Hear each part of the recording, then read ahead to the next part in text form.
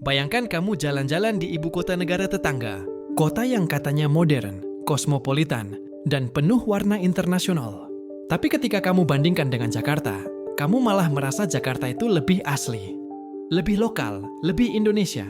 Belakangan, media sosial Malaysia heboh dengan komentar warga mereka sendiri yang kaget saat berkunjung ke Jakarta. Kok nggak banyak bule ya di sini? Atau, Jakarta ini terasa lebih Indonesia daripada Kuala Lumpur terasa sebagai Malaysia. Dan pembicaraan ini langsung viral, memicu perbandingan panjang antara dua ibu kota besar di Asia Tenggara.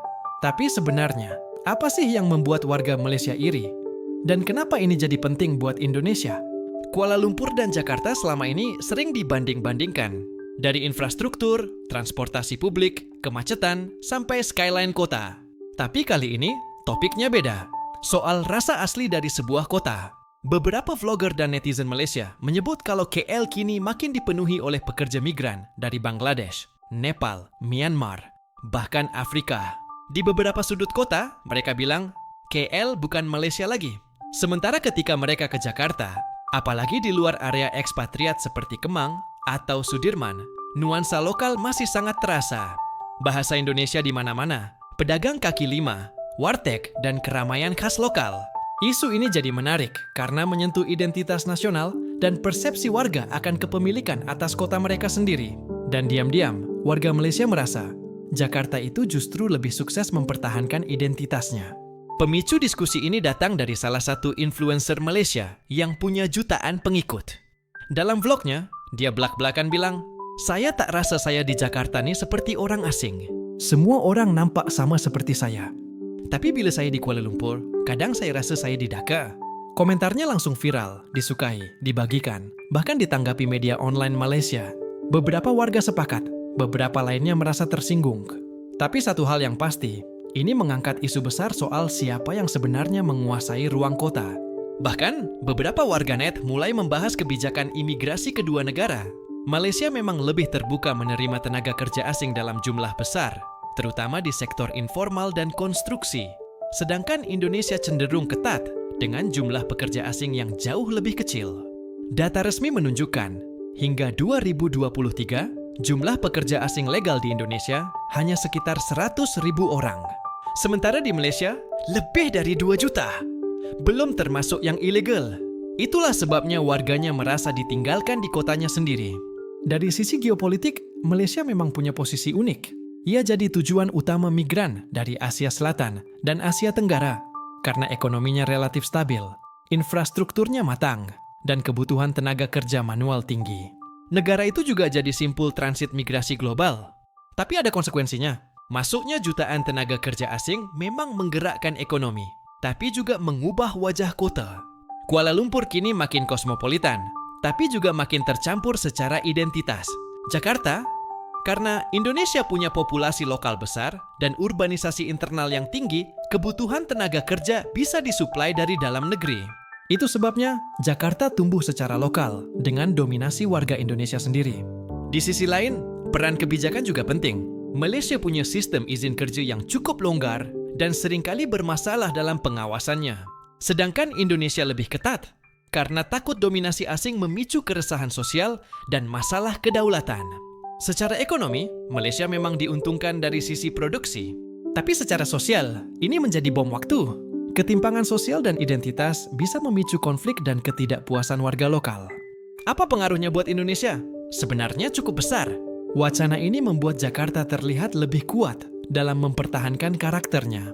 Ini nilai tambah di tengah tantangan globalisasi dan homogenisasi kota-kota besar. Jakarta bisa dipandang dunia sebagai model kota megapolitan di Asia yang tetap menjaga keaslian.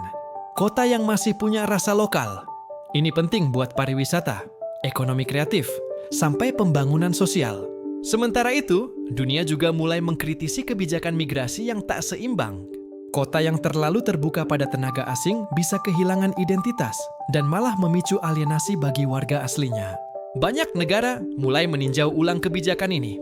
Bahkan, Singapura yang sangat multikultural pun sekarang menerapkan pembatasan jumlah pekerja asing di beberapa sektor.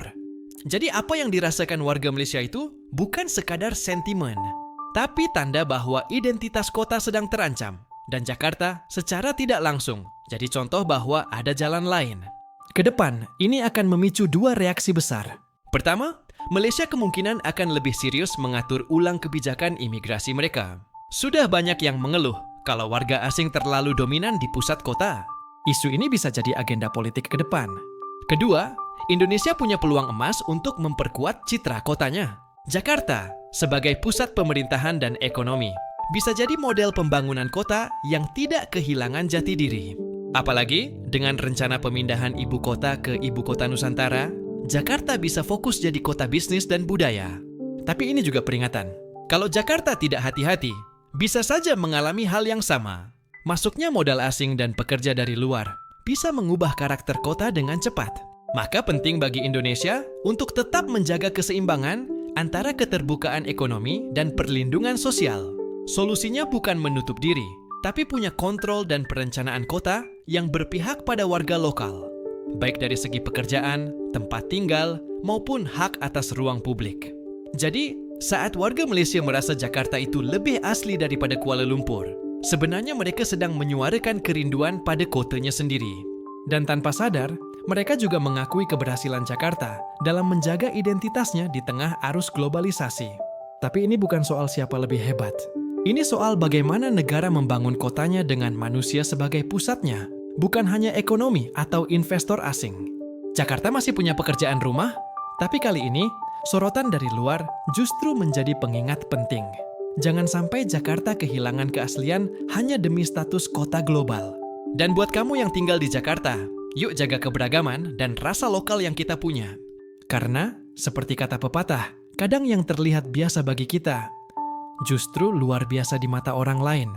Kalau kamu setuju bahwa Jakarta harus tetap jadi kota yang asli dan ramah buat warganya sendiri, jangan lupa like, share, dan tulis pendapatmu di kolom komentar.